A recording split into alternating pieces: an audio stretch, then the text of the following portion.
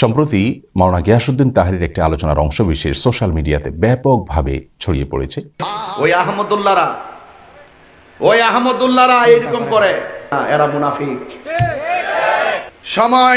সময় মতো যাই আবার হাত বাড়াবে, এটা একটা ফোকাস।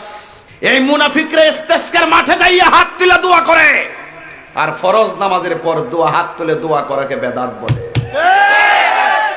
আহমদুল্লাহর গালে গালে নবী আলীর দুশমনেরা আহমদুল্লাহরা আসুন্নাহ আসুন্নাহ, এই আসুন্নাহ নাম দিয়া মানবতার ফেরিওয়ালা হইতে চাইতেছ, ঈমান জলাঞ্জলি দিয়া কাজে আসবে না।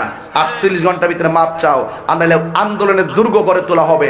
এখনো সময় আছে, ক্ষমা চেয়ে নাও। কথা বলেন ঠিক না? বাস আপনার জন্মে ঠিক আছে। চেতাইস না পাগলা, চেতাইস না, চেতাইস না। বাপ রহমদুল্লাহ, আমি আবারও জাল করিতে বলি, ওইলে আমারে বুঝায় আমনের দলে নেন, নাইলে আপনি বুঝছে আমরা দলে আসেন, আর ধাক্কাতে কি করেন না। সম্প্রতি মাওলানা গিয়াসউদ্দিন তাহরির একটি আলোচনার অংশবিশেষ সোশ্যাল মিডিয়াতে ব্যাপকভাবে ছড়িয়ে পড়েছে। আল্লাহর দন রাসূলকে দিয়া গেলেন আল্লাহ গায়েব হইয়া, আল্লাহর দন রাসূলকে দিয়া গেলেন আল্লাহ গায়েব হইয়া, রাসূলের ধন খাজা পাইয়া শুইয়া আছে আজমিরে, কেউ ফিরে না খালি হাতে, খাজা তোমার। গানে গানে এখানে তিনি যে কথাগুলো বলেছেন, এ কথাগুলো যদি একজন ইমানদার মানুষ বলেন, বিশ্বাস করেন, তাহলে তিনি সঙ্গে সঙ্গে বেঈমান হয়ে যাবেন, সঙ্গে সঙ্গে তিনি ইসলাম থেকে খারিজ হয়ে যাবেন। তার সঙ্গে আর একজন মুশরিকের, একজন হিন্দুর কোনো পার্থক্য থাকবে না যদি তিনি এই গানের কথামালাগুলোকে বিশ্বাস করেন। কারণ এখানে সুস্পষ্টভাবে আল্লাহর সঙ্গে শিরকে আকবর হয়, বড় শিরক হয়, এরকম কথা রয়েছে। এখানে বলা হচ্ছে যে আল্লাহর ধন রাসূলকে দিয়ে আল্লাহ গেলেন গায়েব হইয়া। আল্লাহর ধন যদি রাসূলকে দিয়ে আল্লাহ গায়েব হয়ে থাকেন, নাউজুবিল্লাহ, তাহলে সেক্ষেত্রে তার বিবরণ তো কোরআনে থাকবে, তার বিবরণ তো রাসূল আকরাম সাল্লাল্লাহু আলাইহি ওয়াসাল্লামের কোনো হাদিসে থাকবে। অথচ কোরআন হাদিসে এরকম কোনো কথা তো নাই, বরং হুবহু এর বিপরীতটি কোরআনে রয়েছে অত্যন্ত পরিষ্কারভাবে, স্পষ্টভাবে। সূরা আনআম সহ কোরআন কারীমের 2 জায়গায় আল্লাহ রাব্বুল আলামিন বলেছেন তার রাসূলকে নির্দেশ দিয়ে, কুল লা আকুলু লাকুম ইনদি খাযাইনুল্লাহ ওয়ালা আ'লামুল গায়ব। হে রাসূল, আপনি বলে দিন মানুষদেরকে, আমি কখনো তোমাদেরকে এই কথা বলি না যে আল্লাহর ধনভাণ্ডার আমার কাছে আছে এবং আমি গায়েবও জানি না।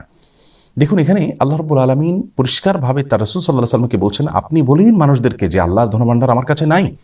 সুবহানাল্লাহ, কেমন যেন এই গানের খণ্ডনে আল্লাহ তাআলা আয়াত নাজিল করেছেন। গানের কথামালা সরাসরি এই কোরআনে কারীমের বিপরীত। তাছাড়া আল্লাহর ধন রাসূলের কাছে দিয়ে আল্লাহ গায়েব হয়ে গেছেন, আবার রাসূল সাল্লাল্লাহু আলাইহি ওয়াসাল্লাম একটা খাজা পায়া খাজা আজমিরে শুয়ে আছেন। এই যে শেষের অংশটা, সেটা আরো জঘন্য।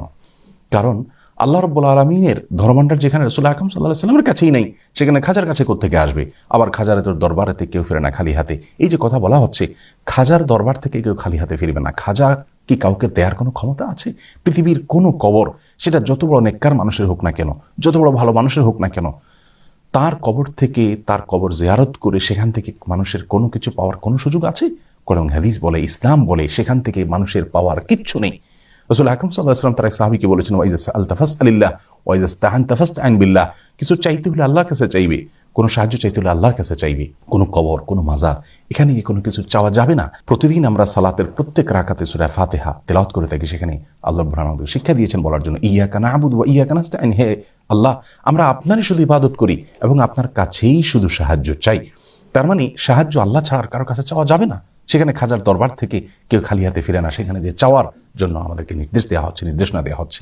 গানের এই কথামালা, এগুলো গিয়াসউদ্দিন তাহরি সাহেব আবৃত্তি করেছেন। সেখানে আল্লাহ রাব্বুল আলামিনকে একরকম নিষ্ক্রিয় প্রমাণ করা হলো যে আল্লাহ গায়েব হয়ে গেছেন রাসূলের কাছে দায়িত্ব দিয়ে, তার কাছে ধনভাণ্ডার দিয়ে। অথচ আমরা জানি আয়াতুল কুরসিতে আল্লাহ রাব্বুল আলামিন বলেছেন যে আল্লাহু লা ইলাহা ইল্লাহু আল হাইয়ুল কাইয়্যুম লা তাখুযুহু সিনাতুন ওয়া লা নাওম। আল্লাহ তাআলা চিরঞ্জীব, আল্লাহ তাআলা চিরঞ্জীব এবং তার কখনো তন্দ্রা আসে না। রাসূল আকরাম সাল্লাল্লাহু আলাইহি ওয়াসাল্লাম হাদিস থেকে বোঝা যায় আল্লাহ রাব্বুল আলামিন কিভাবে পৃথিবী কন্ট্রোল করেন। কোরআনে কারীমে আল্লাহ বলেছেন ইউদাব্বিরুল আমর, আল্লাহ রাব্বুল আলামিন সমস্ত বিষয়গুলোকে কন্ট্রোল করে, নিয়ন্ত্রণ করে, সবকিছু আল্লাহ তাআলার হাতে। সেখানে এই ধরনের শিরকি কথা একজন মুসলিমের মুখ থেকে কখনো বাহির হতে পারে না।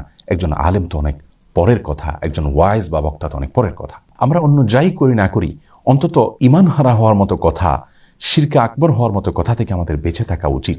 আল্লাহ রাব্বুল আলামিনের ভয়ে অন্তত আপনি তওবা করুন এবং আল্লাহর কাছে ফিরে আসুন এবং আপনার এই কথাকে আপনি প্রত্যাহার করুন। এতে আপনি আল্লাহর কাছে সম্মানিত হবেন, মানুষের কাছেও সম্মানিত হবেন ইনশাআল্লাহ।